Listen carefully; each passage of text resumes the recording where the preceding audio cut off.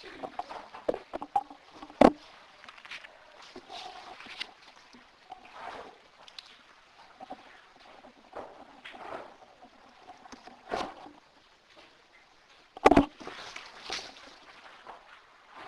Vamos a seguir ya.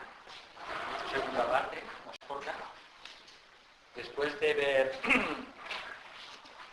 cómo podemos trabajar el cuerpo emocional, hay que llegar al refinamiento del cuerpo mental, de lo que es la mente. El funcionamiento ideal de la mente, sabéis que tenemos dos mentes, la mente concreta o inferior y la mente superior o mente abstracta. También se le llama la mente objetiva y la mente subjetiva. Tiene diferentes nombres. El funcionamiento ideal de la mente concreta, de la mente inferior, sería el siguiente. Nosotros recibimos información a través de los 5 sentidos a la mente inferior. ¿De acuerdo? La mente inferior registra esas informaciones. La mente inferior está completamente aquietada,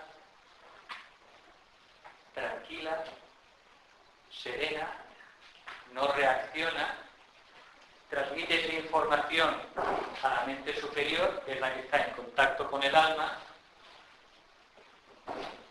El alma recibe esa información que transmite en los 5 sentidos y envía la respuesta, el alma vía la mente superior a la mente inferior. La mente inferior registra lo que dice el alma y entonces el alma en la mente inferior pues lleva a cabo lo que le ha dicho el alma. ¿Habéis seguido?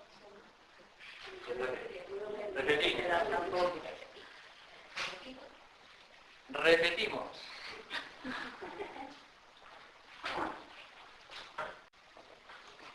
Nosotros tenemos, a través de los 5 sentidos, recibimos las informaciones o las experiencias que sean.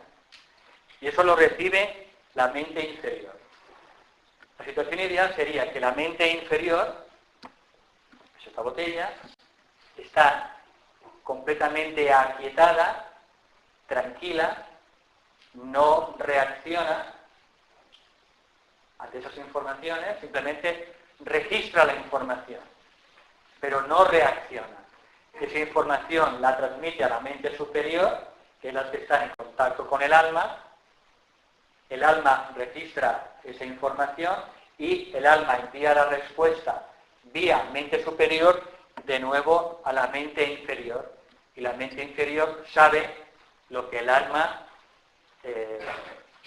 dice o transmite.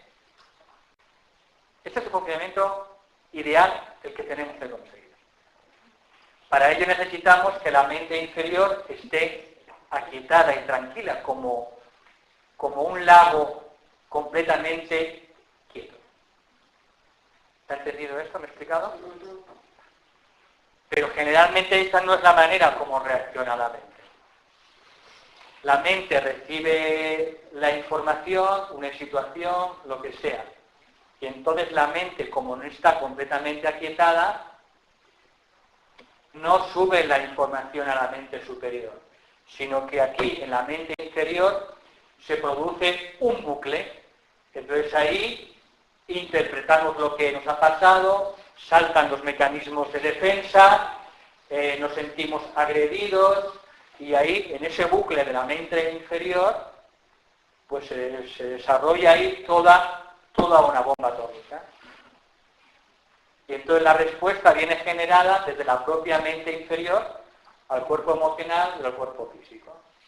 Todos los mecanismos de defensa han saltado aquí en la mente inferior y entonces la respuesta que damos no suele ser adecuada. ¿Me explico? Por eso es tan importante destinar periodos en la vida diaria para quitar la mente. Porque la mente inferior tendría que ser siempre un lago tranquilo. Un estado completamente en calma. El que se refleje lo que ocurre en el mundo físico y que ella lo transmita al alma vía la mente superior y el alma sea la que responda vía de nuevo mente superior a la mente inferior y la mente obtenga la respuesta del alma. Si no, tendremos una respuesta visceral, una respuesta desde la propia mente inferior, desde los propios sistemas de defensa, y entonces es una respuesta pues que no está en armonía con nuestra propia alma. ¿Me seguís? Sí. La probabilidad sería hacer unos cuadros, pero ¿nos ha ocupado esto?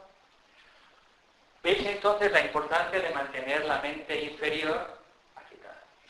Para que no entren y salten los sistemas de defensa, que nos sintamos atacados, que no entren, no se disparen los mecanismos del inconsciente de la infancia, que interpretemos las cosas según la experiencia que nos pasó, porque todo eso es la mente inferior. El objetivo de la mente inferior es llegar a ser un lago tranquilo. Vale. ¿Cómo pasa eso? Pues ahí tenemos la mayoría de nuestros problemas. Por eso, ¿qué podemos hacer para, primero, refinar la mente, el cuerpo mental inferior? Bueno, intentar lograr, primero de todo, claridad mental. Que veamos las cosas y las experiencias y los sucesos de la vida sin el filtro emocional, sin el apasionamiento, sin las emociones alborotadas del cuerpo emocional. Porque el cuerpo mental inferior, la mente inferior y el cuerpo emocional normalmente van muy unidos. Por eso, de hecho, se llama en teosofía kama-manas, que prácticamente a veces no se puede separar la emoción y el deseo del pensamiento. Y entre ellos, pues van actuando mutuamente. Por eso es importantísimo lograr claridad mental todas las cuestiones de la vida. Y parece que lograr cierta medida de desapasionamiento. Yo estoy en un partido de fútbol y mi equipo está ganando, y le pongo ahí que ha marcado un gol y me pongo de pie gritando, un momento alguien me pide algo, yo estoy apasionado, yo no puedo ver las cosas completamente. Por tanto, tenemos que intentar mantener el mayor tiempo posible ese estado de desapasionamiento emocional, porque uno tiene que ser un apasionado de la vida, pero no un apasionado siempre del plexo, sino un apasionado del corazón. ¿Sí? Entonces, intentar lograr, ¿por qué os reís? Por el ser apasionado.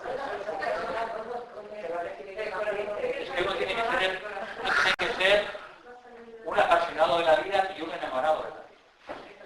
Uno tiene que estar permanentemente enamorado de la vida. Tanto de la gente. ¿Por qué? Porque es un enamorado también del ser que está detrás de todo esto. Enamorado de Dios. Pero si no, en la vida no hay esa pasión. Pero no es una pasión del plexo. Es una pasión del corazón.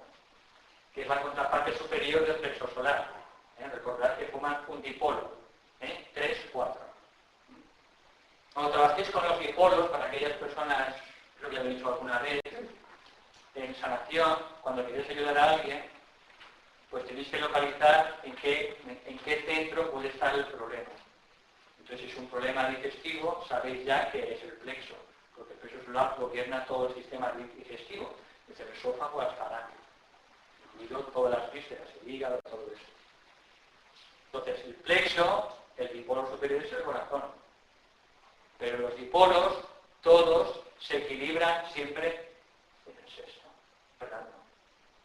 El centro agna es el asiento de nuestra alma. Es el sillón, místicamente se dice que el centro de las cejas es el sillón donde está siempre entronizada nuestra alma. Tanto, visualizar siempre los dipolos, equilibrándolos en forma triangular en el centro agna.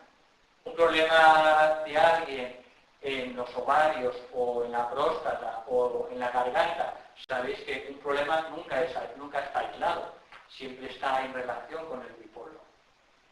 Sería esto, pero, y es un problema del primer centro, artrosis, problemas de huesos, etcétera, etcétera, problemas de falta de energía, pues es séptimo, primero y de nuevo el centro. Podéis visualizar ese triángulo para ayudar a esa persona.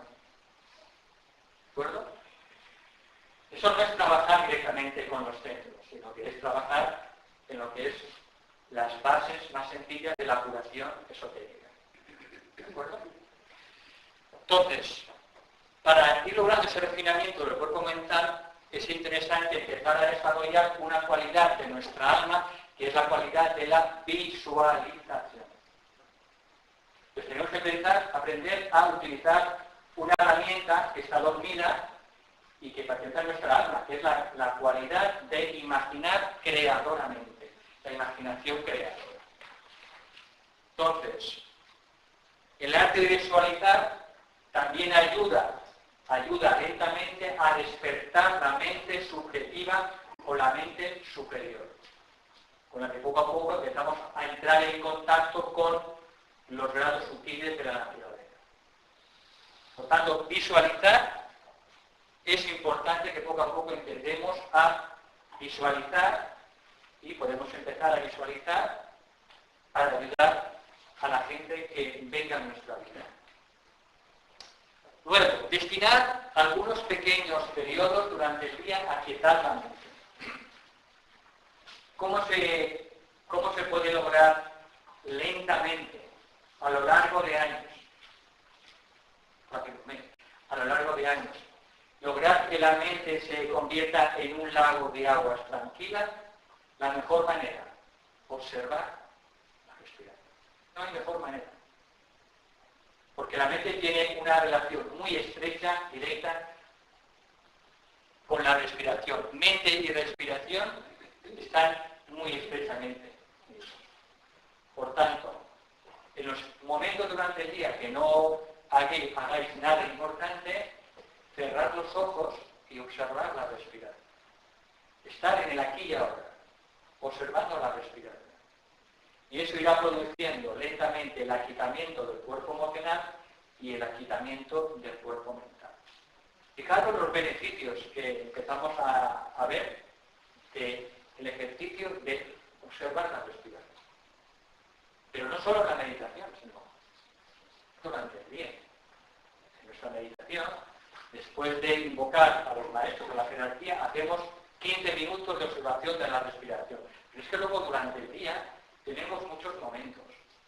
A la hora de dormir, se aconseja encarecidamente que situemos nuestra atención en el centro ajna a la hora de ir a dormir y observemos la respiración.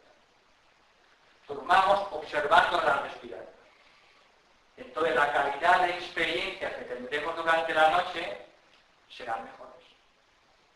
Para conseguir esto, se aconseja, sobre todo, perseverancia. Todo esto no se va consiguiendo ni en un mes, ni en un año, ni en 5 años. Eso requiere perseverancia. A un buscador lo que se le pide no es que triunfe, que tenga éxito en cada cosa. Lo que se le pide es que sea perseverante, que sea cabezón o cabezona, en términos coloquiales, pero que persevere. Y eso sí es lo que lo piden los maestros. ¿De acuerdo? Entonces, perseverancia durante años en todos estos consejos, en estas prácticas. Al mismo tiempo, para lograr este refinamiento del cuerpo mental, no caer en un excesivo autoanálisis. Uno de vez en cuando tiene que analizarse, pero lo que no es aconsejable es analizarnos cada día para ver, pues, lo bien que lo hacemos, lo que avanzamos, Entonces, de vez en cuando está bien un autoanálisis, pero no caer sobre todo en analizarlos demasiado. ¿De acuerdo? ¿Por qué? Porque siempre hay que mirar hacia el futuro. Siempre hay que sembrar y siempre tenemos que mirar por las puertas de la evolución. Entonces, entretenerse mucho en el pasado o como somos, eso no es conveniente. Lo justo. Y uno de los colores que puede ayudarnos en ese refinamiento del cuerpo mental es visualizar el color amarillo dorado. El color amarillo dorado ayuda a refinar y a estabilizar la mente, el cuerpo mental. ¿Vale? ¿Alguna pregunta? En los niños, Dime. En los niños, Sí. ¿cómo reaccionan? ¿Qué parte toma el cuerpo inferior y el cuerpo superior? Sí. Porque sería interesante de cara a la educación de los niños. Bueno, los niños son niños que están en desarrollo.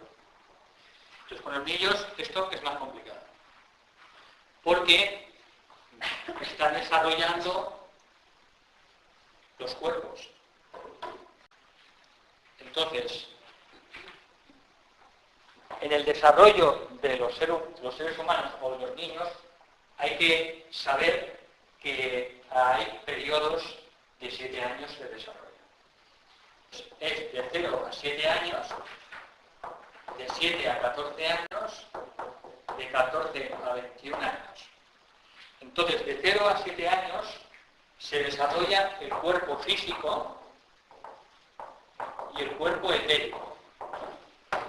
A los 7 años, coincidiendo con muchas tradiciones en las que se hace la comunión o otros rituales que coincide con la caída de los dientes de leche, cuando se produce eso, el niño ya ha tomado su propio cuerpo físico y etérico, no el prestado por la madre o por los padres. El cuerpo emocional y el cuerpo mental, pues todavía están en fase de desarrollo. Los tienen que desarrollar. Por eso, de 7 a 14 años, cuando se desarrolla el cuerpo emocional, que coincide con la prepubertad, con la pubertad, es donde, en esa fase de 7 años, a los niños hay que darles las herramientas adecuadas para que puedan desarrollar las emociones más positivas, más sublimes. Y hay que tratar niños, sobre todo en este periodo, de 7 a 14 años. Luego ya resulta bastante difícil cambiar el cuerpo emocional de un niño, de un adolescente. ¿Por qué? Porque es que ya lo ha formado, es como un arbolito que ya ha crecido y luego enderezarlo es un poco difícil. Por eso la fase más importante para educar a un ser humano y que sea un adulto de bien en la sociedad es justamente hasta los 21 años. De 14 a 21 años lo que se desarrolla es el cuerpo mental. Y es donde ahí, entonces, pues se cultivan las cualidades para desarrollar una mente inferior lo mejor posible, de la mayor calidad posible. Pero el periodo más crítico es de 7 a 14 años. Ahí es donde se va a construir y desarrollar el cuerpo emocional de un niño. Por eso ahí es donde hay que hacer hincapié sobre todo en la educación emocional.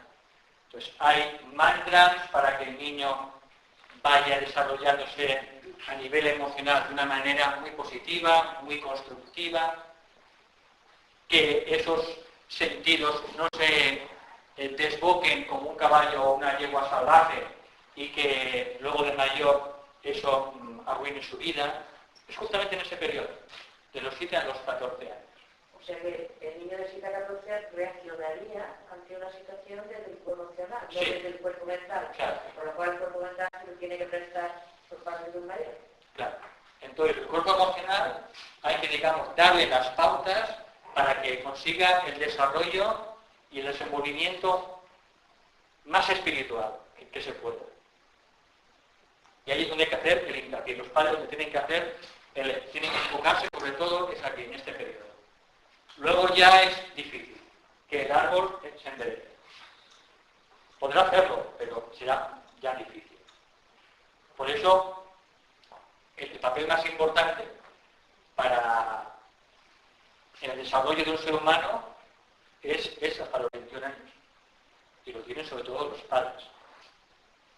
A partir de aquí, pues ya está desarrollado prácticamente el ser humano y es continuar el trabajo de la vida anterior y a partir de ahí, pues veremos a un ser humano desarrollado tal como acabó en su vida anterior, ni más ni menos.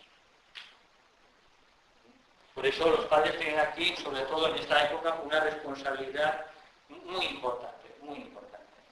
Porque, como sabemos, el principal problema del ser humano es el campo emocional. El 30% de los problemas y las enfermedades se encuentran aquí, por el manejo ignorante de las emociones, que pueden muchas veces arruinarnos. Bien. ¿Alguna pregunta hasta aquí? Bueno, entonces, vamos a ver ahora algunas cosas sobre el carácter, la formación del carácter, en relación con el sendero probatorio.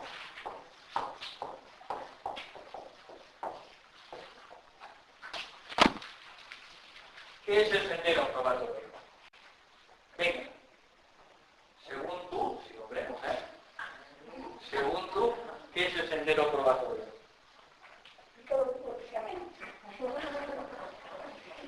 Hombre, explícalo, mujer. Explícalo. No tengas preguntas. ¿Qué está aquí de esta persona para... Es como no se explica? Se ha explicado muy bien, hombre. Venga, a ver, que alguien explique qué cree que es el sendero probatorio. Hemos hablado un poco sobre eso.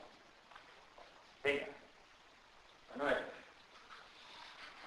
Tú que estudias al tibetano. No, probatorio, prueba y ya. Vamos bien.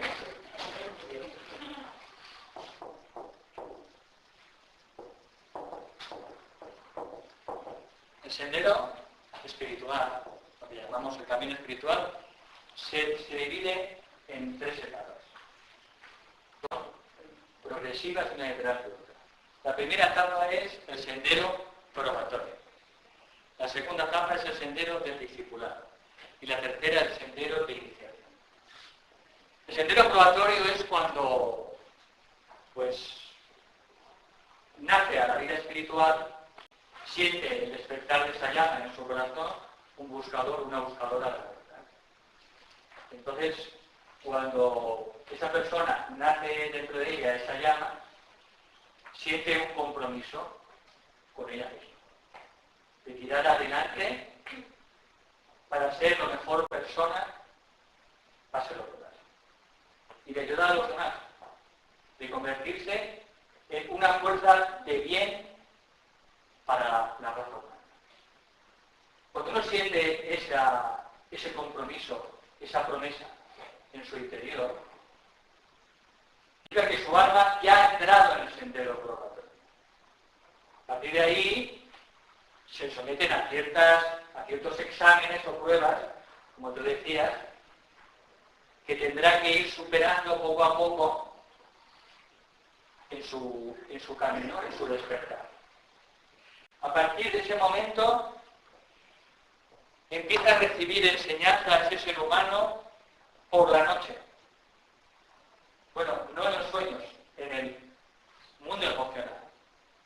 En el mundo emocional. El que luego tenga o no conciencia a través de recordar los sueños, eso es otra cosa.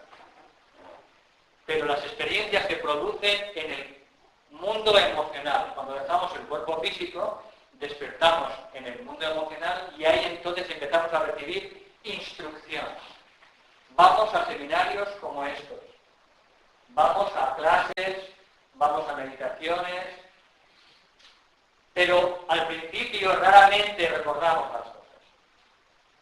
Pero a veces, cuando a lo mejor en alguna conferencia o un seminario escuchamos alguna cosa sobre la sabiduría y decimos, caramba, yo esto no lo he leído, pero esto a mí me suena.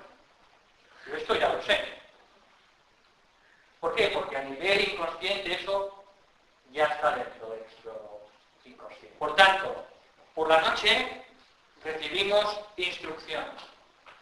Ya hemos dicho antes que en todo el planeta hay discípulos avanzados e iniciados de los primeros grados que de las 10 de la noche a las 5 de la mañana se dedican a dar instrucción a los probacionistas.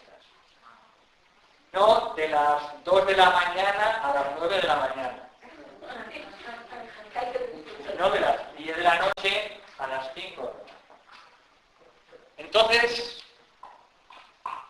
cuando el probacionista, el aspirante, a lo largo de años y de varias vidas, sigue recibiendo instrucción, por la noche también hace actividades de servicio, es lo que se llaman los auxiliares invisibles.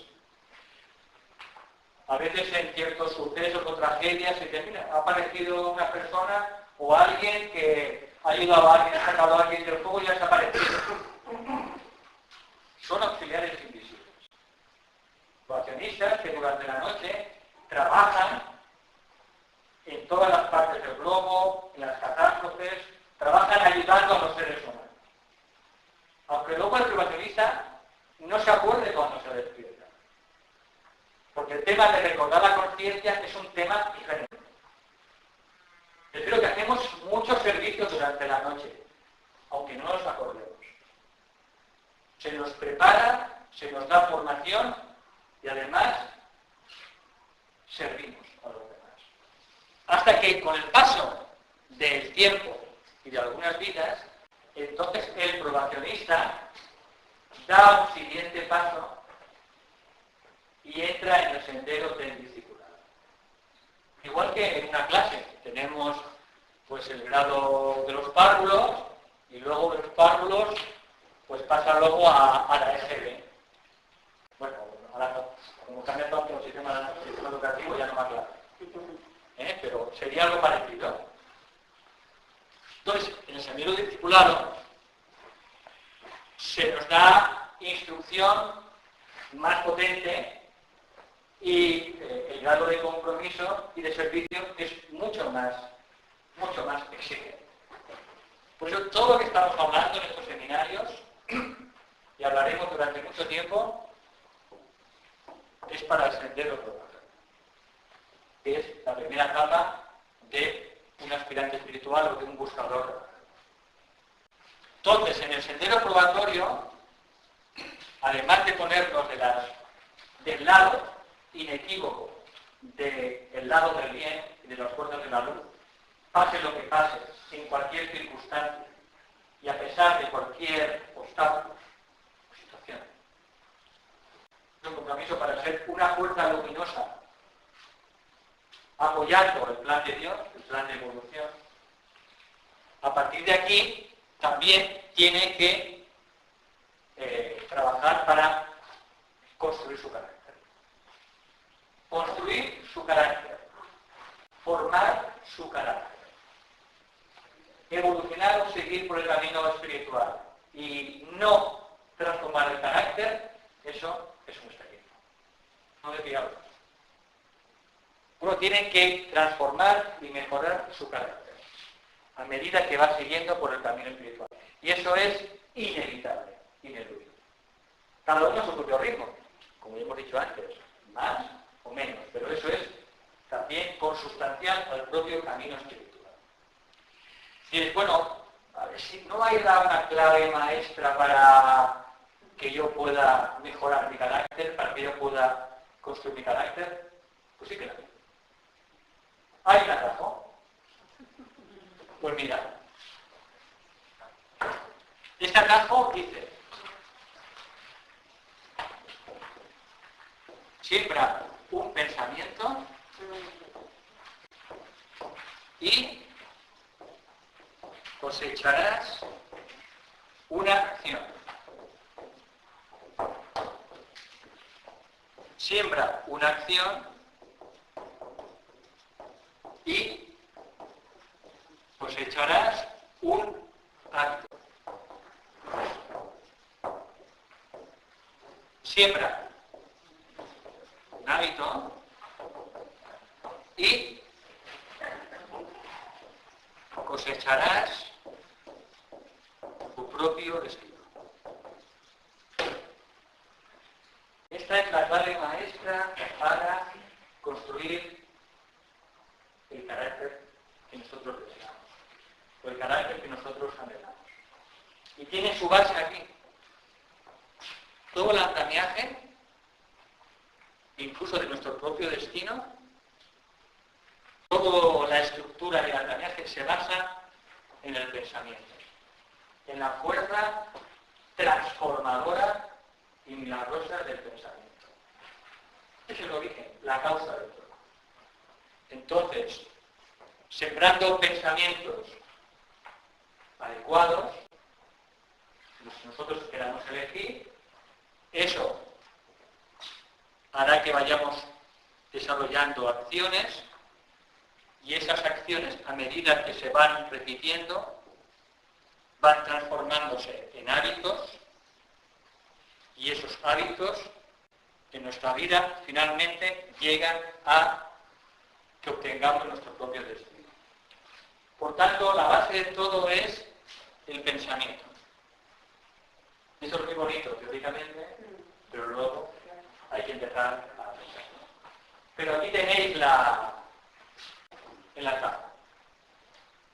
¿Vale? De manera que todo el trabajo fundamental está en el pensamiento.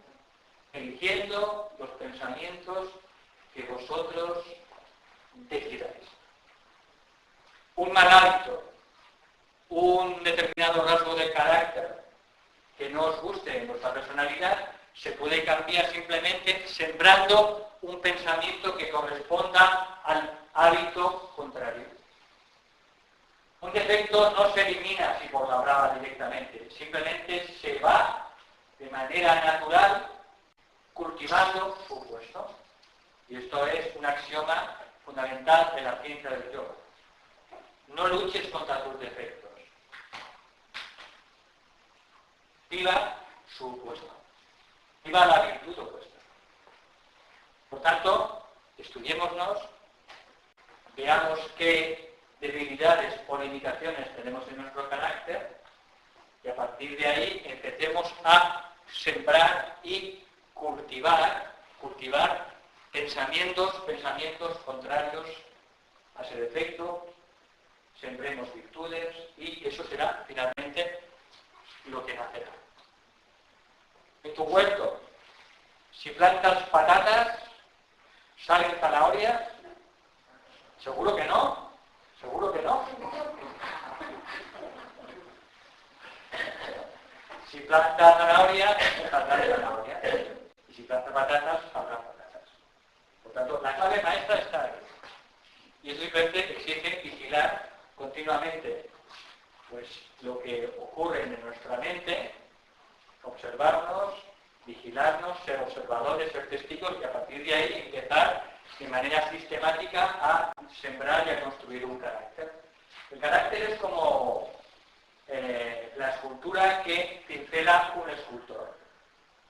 Entonces tenemos que tomar conciencia de que somos el alma, que somos un escultor y tenemos una piedra de mármol. Y de esa piedra de mármol queremos obtener una estatua excepcional como las que hacía Miguel Ángel. Pues cogemos el martillo, el pincel y poco a poco empezamos a esculpir. Y ese pincel es el pensamiento. Ese pensamiento al final se transforma en un hábito y finalmente en nuestra propia vida, nuestro propio destino. ¿Hay alguien que tenga alguna duda de este truco? ¿De esta clave? ¿No? Dicen que no. Lo malo lo ha pasado, pero no duda ninguna. No, lo malo no. Lo difícil, eso no ha dicho lo difícil. Bien. Para esto, pues hay que observarse, vigilarse continuamente, no dejar pasar nada sobre nuestro campo mental y ser conscientes. El hecho de ser conscientes, tomar conciencia de todo lo que está pasando en nuestra mente, en nuestras emociones, en nuestro cuerpo físico, esa toma de conciencia produce también revelación y transformación. La mayoría de los hábitos que no son muy deseables se perpetúan por la inconsciencia. Cuando uno es consciente, primero se da cuenta de que ha tenido un mal hábito o ha tenido un error después de hacerlo. Comete un error y luego se da cuenta.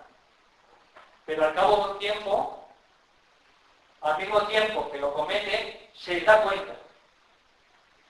Y con el paso del tiempo, antes de cometerlo, se da cuenta y ya no aparece, no se expresa esa manera. Eso lo hace la intensidad de la consciencia. Por tanto, la clave maestra es no luchar contra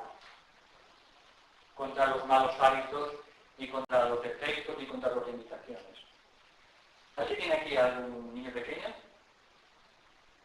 ¿Un nieto? ¿Qué edad tiene tu nieto? 2 años. Yo tengo uno de ese... ¿De? Un nieto de 7 años. Imagínate que tu nieto coge una cuchilla de afeitar que pues, a su padre pues, se extravió. Entonces, lo ves a tu nieto con la cuchilla de afeitar en la mano. El consejo es que no le digas, Luis o Pepe, dame la cuchilla de afeitar que te vas a cortar. No. Es más sabio decirle, mira Luis, toma este chocolate, esta chocolatina. Y entonces cuando le da chocolatina, el niño deja la cuchilla y coge la chocolatina. Es algo parecido tenemos que hacer los buscadores. No tenemos que luchar contra nuestros mal hábitos. ¿Os acordáis del ejemplo que puse en el seminario anterior de aquel médico que era alcohólico? ¿Os acordáis? Bueno, no sabéis, pero los que estáis, ¿os acordáis? Pues igual, digamos, un médico muy famoso en la India que era alcohólico pudo dejar ese vicio del alcohol a través de desarrollar un nuevo hábito que era hacer una tarea de servicio cada día de 7 a 8 de la tarde. Y aquel hábito negativo que aparecía con fuerza de 7 a 8 fue desapareciendo y finalmente el hábito nocivo desapareció. ¿Por qué? Por la implantación de un nuevo hábito. Por eso la regla general es que no luchemos contra nuestros defectos, sino que plantemos, sembremos. ¿Está claro? Perfecto. Bien. Algunas de las cualidades, pues alguien puede preguntarse, bueno, ¿y no hay algunas cualidades de carácter que se hayan recomendado para desarrollar? Porque bueno, yo más o menos, pues bueno, voy haciendo, ¿no? No soy ni muy bueno ni muy malo, tengo virtudes, tengo defectos, pero bueno, ¿hay alguna guía? Sí, hay alguna guía. Una de las guías más antiguas es la guía que dio Patanjali, que se conoce como el instructor o el que dio el yoga, la ciencia del yoga. Entonces, Patanjali dio en la ciencia del yoga 8 pasos necesarios para alcanzar la liberación humana, la iluminación humana. Los 2 primeros pasos que dio Patanjali fue Yama y Niyama, que se suele traducir del sánscrito como más o menos mandamientos y reglas. Yama y Niyama nos pueden dar algunas orientaciones o algunas guías para intentar aplicarlas en la vida cotidiana a fin de desarrollar un carácter lo más noble posible. Yama se compone de 5 mandamientos. Primero es la inofensividad. Luego la veracidad. Luego no hurtar.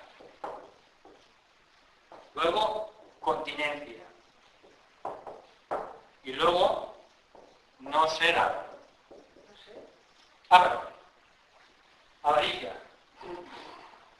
No ser avaro. Es lo contrario a ser generoso. No ser avaro. Estos son los 5 mandamientos que dio Patanjali, el gran sabio Patanjali, en Yama. ¿Qué significa inofensividad?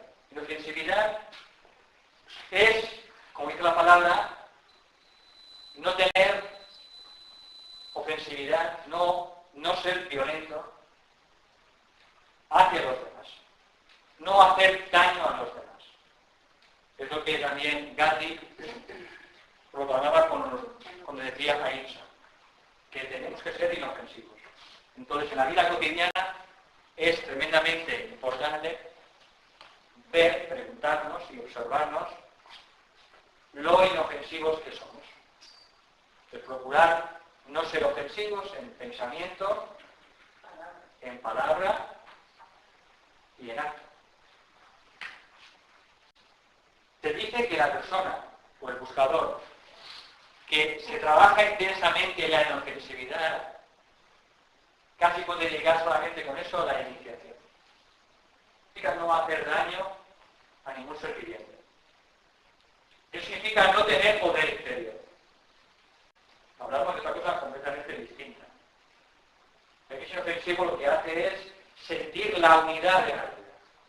Ve que todos somos uno, todos somos hijos del Altísimo. Y por tanto, respeta profundamente a cada ser humano, a cada animal, a cada planta. Entonces, a nivel mental, a nivel emocional, a nivel de palabra, a nivel de acto, intentar ser inofensivos. Para eso, simplemente, si queremos, a la hora de acostarnos, podemos hacer simplemente un análisis objetivo rápido, 1 minuto. Si hemos sido ofensivos en la vida cotidiana.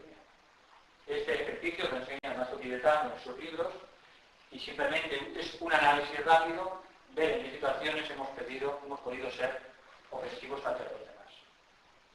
A nivel del verbo, de la palabra, es muy importante no tener ofensividad. Entonces las cosas hay que decirlas, pues cuando hay que decirlas, pues se pueden decir de muchas maneras. ¿De acuerdo? Entonces ese es un trabajo muy intenso. El trabajo con la palabra es uno de los trabajos más intensos dentro del sendero probatorio y del sendero del discipulado. ¿Por qué? Porque tal como hablamos, así pensamos. Palabra solo es la exteriorización de nuestra manera de pensar. Por tanto, sería muy útil que podamos acordarnos diariamente de lo que le dijo el maestro Kutumi a Krishnamurti en el libro A los pies del maestro. Y le dijo, antes de hablar, piensa si lo que vas a decir es bueno, es verdadero y es útil. Y si no es verdadero, no es bueno y no es útil, es mejor que estés en silencio. Porque al menos no estás creando mal karma. Por eso todas las escrituras están dando hincapié en el impacto del verbo. Por tanto, es un trabajo muy profundo el observar cómo hablamos, observar nuestras palabras y sobre todo las palabras que, digamos, lleven ofensividad. La palabra puede elevar o la palabra puede hundir a los seres. Por tanto, inofensividad. Luego, veracidad. Veracidad es, pues, aprendernos a decir siempre la verdad. Eso es veracidad. Entonces, decir siempre la verdad, lo que no significa que tengamos que ir a nuestro cónyuge a decir la verdad. Nuestro jefe, tenemos que desarrollar la habilidad para ser inofensivos, pero uno no tiene que mentir, tiene que acostumbrarse a decir la verdad, porque lo que buscamos todos es experimentar la verdad con mayúsculas. Por tanto, si queremos experimentar la verdad con mayúsculas, tenemos que decir siempre la verdad. Luego, no hurtar. No hurtar, pues significa es la tendencia a robar, a coger algo que no es nuestro, sea físico, o sea emocional, o sea mental. También podemos hurtar algo que no es físico y apropiárnoslo como si fuera nuestro. Eso es hurtar también. ¿Cómo se hace? No te lo voy a enseñar. Lo físico está y cada algo que no se puede físico es más, pero algo que no es físico no podría hacer, a mí me lo tengo que explicar. Bueno, hombre, yo puedo robar las ideas de alguien. Ah, bueno, no, pues, o sea que si planteamos algo, también estamos ocultando. Sí. Yo cuando enseño llama y mi llama en mis clases, me toca hablar de llama y llama, yo siempre digo que eso que está cambiando. Digo que eso yo me lo he inventado, por la sabiduría que le viene en la meditación. Entonces, a medida que uno va profundizando en llama y llama, pues eso son las reglas básicas para formar un carácter, se van sutilizando las cosas. Entonces, tenemos que ir de lo más material o de lo más tosco hacia lo más útil. Entonces, no optar tiene muchos niveles. Luego la continencia. Continencia significa cierto control, sobre todo de la sexualidad. ¿Por qué? Porque significa una licitación cuando no se controla esa energía que todos llevamos dentro, produce una excitación brutal para el alma. El alma tiene 7 anclajes. Los 7 anclajes a la materia son los 5 sentidos, la palabra y el sexo. A través de esos 7 anclajes el alma queda aprisionada en la materia. O se libera cuando el ser humano, por su sabiduría, es capaz de utilizarlos con conocimiento. Por tanto, continencia significa seguir el sendero del medio. La regla básica. Se han de usar todas las cosas. El sexo también se tiene que usar, sin caer ni en la represión ni en el abuso. Por tanto, continencia, control, sin caer en los excesos. Y luego no ser avaro. Significa pues ese instinto pues para apropiarnos y quedarnos pues con las cosas. Es lo contrario a ser generoso. ¿De acuerdo? Todos conocemos personas generosas y personas ávaras. Pues tenemos que meditar sobre estas cosas. Luego tenemos niyama. Niyama comprende la purificación externa e interna. Contentamiento y alegría. Aspiración ardiente.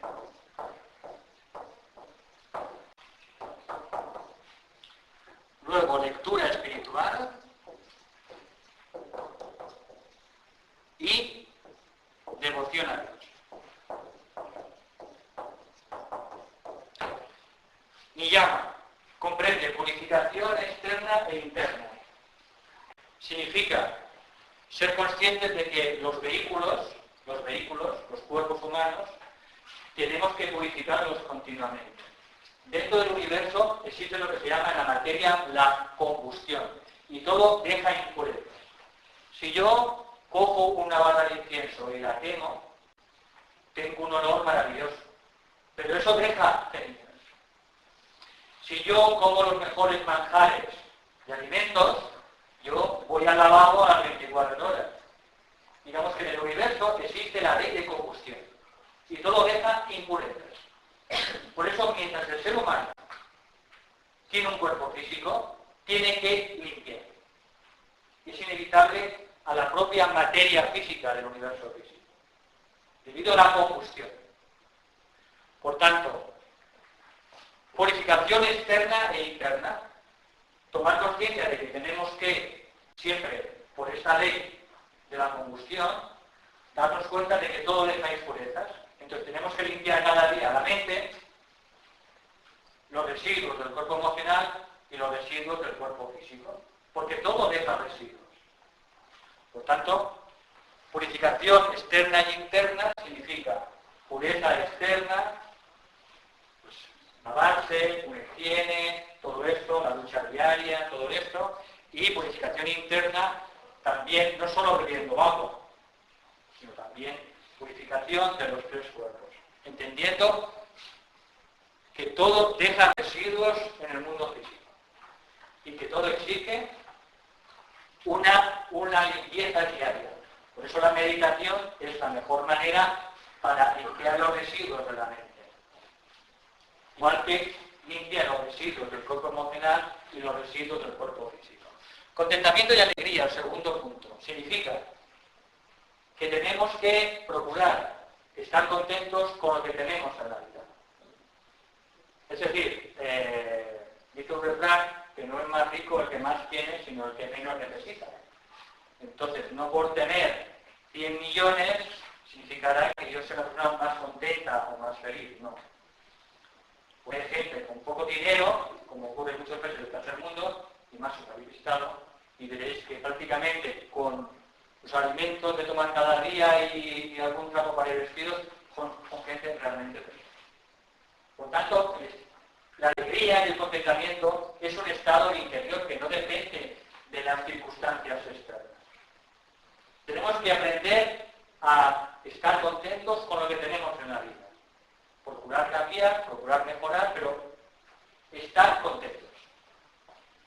Luego, aspiración ardiente. Es lo que se llama en sánscrito tapas.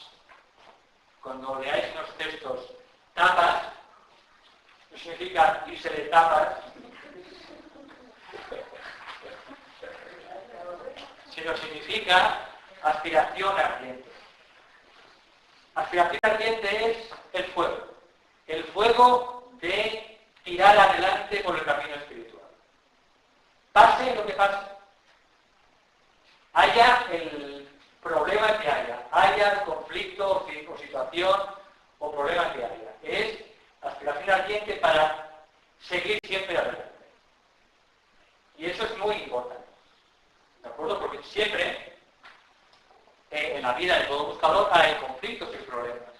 No creáis que porque estéis en el camino espiritual tendréis menos problemas.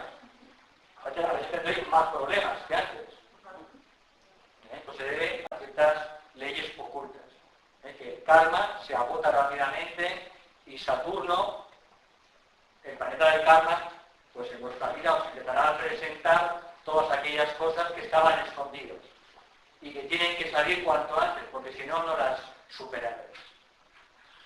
Por tanto, aspiración ardiente para seguir por el camino espiritual de la manera mejor, más rápida y con la mayor alegría posible.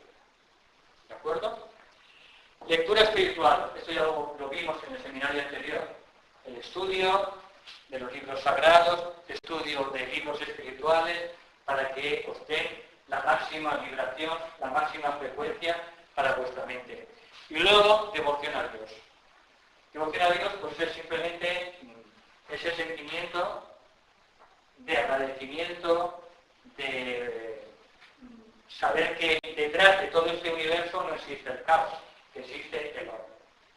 Y que detrás de este universo hay un plan, que es el plan de evolución, que intenta llevar el mayor bien al mayor número, a todos los seres, y que detrás de todo el universo existe ese plan.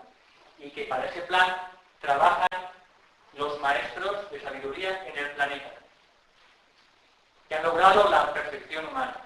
Hombres y mujeres que ya no tienen nada que aprender como seres humanos, pero que siguen aquí en el planeta, en cuerpo físico, trabajando por la evolución de los seres humanos y los reinos también de la naturaleza, no solo el humano. Por tanto, ellos son los verdaderos, los grandes devotos de Dios, pero conocen el plan de Dios. La diferencia entre ellos y nosotros es que ellos conocen el plan. Nosotros, a medida que vamos trabajando y desarrollando nuestro carácter a través de la meditación, a través de la disciplina, pues lentamente empezamos a intuir y a ver, a percibir cuál es nuestra pequeña parte dentro del plan de Dios. Que todos tenemos una pequeña parte.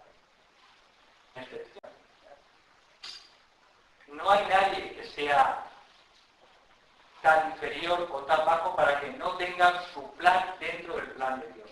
Lo tenemos. Y llevarlo a cabo, ejecutarlo. Por humilde que sea, pero tenemos un plan, cada uno de nosotros. Un trabajo a hacer, una misión a llevar a cabo. Y tenemos que descubrirlo.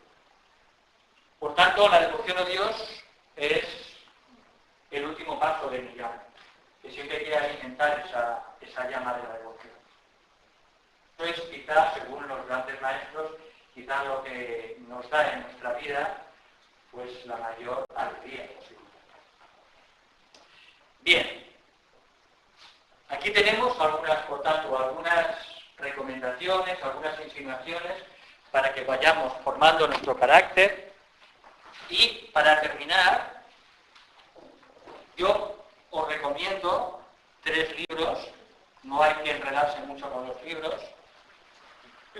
Ya tenemos una gran cabeza con mucha información. Yo recomiendo 3 libros para que los tengáis y los vayáis leyendo de vez en cuando, en el que podáis ver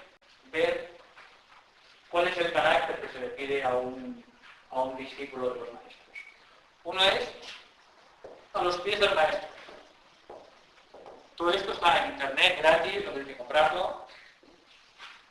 Este libro, Los pies del maestro, fue escrito por Alcione, que más tarde se conocería como Krishnamurti, Jiddu Krishnamurti, y se lo dictó cuando era muy joven su maestro, que era el maestro Kutu, el maestro Kachi, el que fue Pitágoras en una vida anterior. Luego, otro libro excepcional, muy pequeñito, pero muy recomendable para mirar todo el tema de la formación de carácter, es Luz en el Sendero. Luz en el Sendero es un librito que escribió una mujer, Mabel Collins, creo que lo escribió en el siglo pasado, en el XIX, era contemporánea de Blavatsky, y Mabel Collins fue discípula de un maestro que fue el maestro Hilario, que fue en la vida anterior San Pablo. Entonces, Luz en el Sendero da de manera breve algunas sentencias, ¿no?, en el que nos da recomendaciones para desarrollar un verdadero carácter que nos evitará muchos escollos y espejismos en la vida espiritual. Todas estas reglas no cambian con el paso de los siglos. Son eternas. Porque lo que se requiere a un ser humano para pasar de la etapa humana a la etapa sobrehumana siempre son las mismas reglas. En lo fundamental no hay cambios, pero en los detalles, vale. Por tanto, estos 2 libros hablan de esas reglas, de esos consejos para la vida espiritual en cuanto a la formación de carácter. Y un último libro que os aconsejo, pero hay que adaptarlo al momento histórico actual, es un libro que se llama La imitación de Cristo, que es de Tomás de Kempis. La imitación de Cristo fue un libro que escribió un místico, no sé ahora, creo que era centroeuropeo, en el que se explica qué cualidades son necesarias para convertirse en un discípulo de Cristo, de Maitreya. Entonces, ahí da muchas sugerencias, reflexiones para luego aplicar y desarrollar en la vida cotidiana.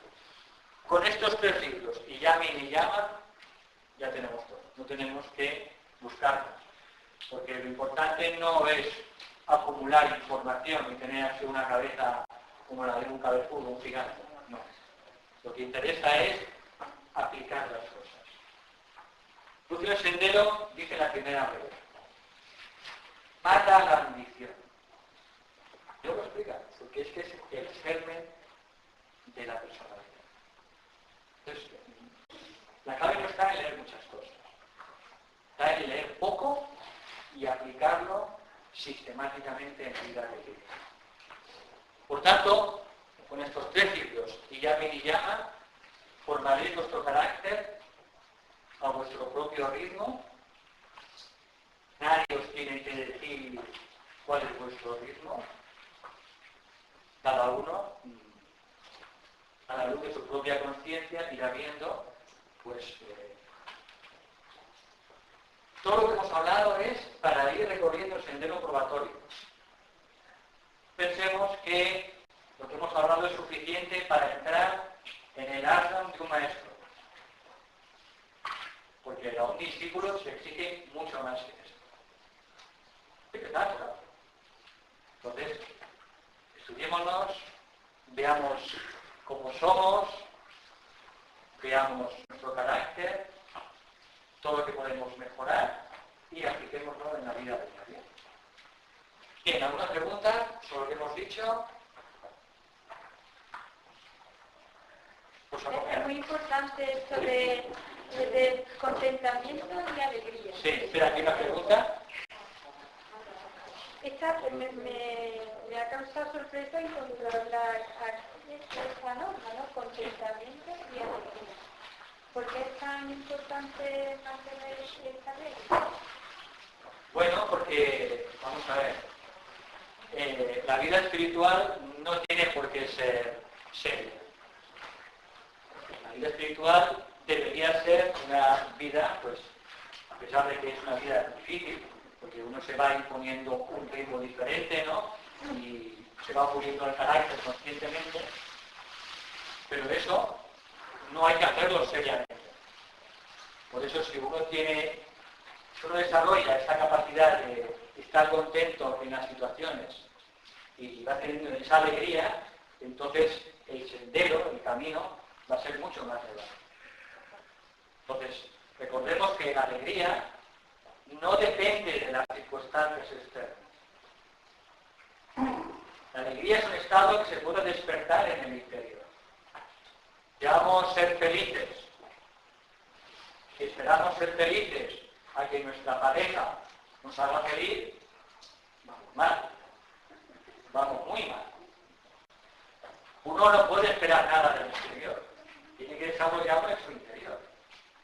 Uno tiene que aprender a utilizar esas herramientas internas, pues justamente para ser feliz, para estar alegre y estar contento.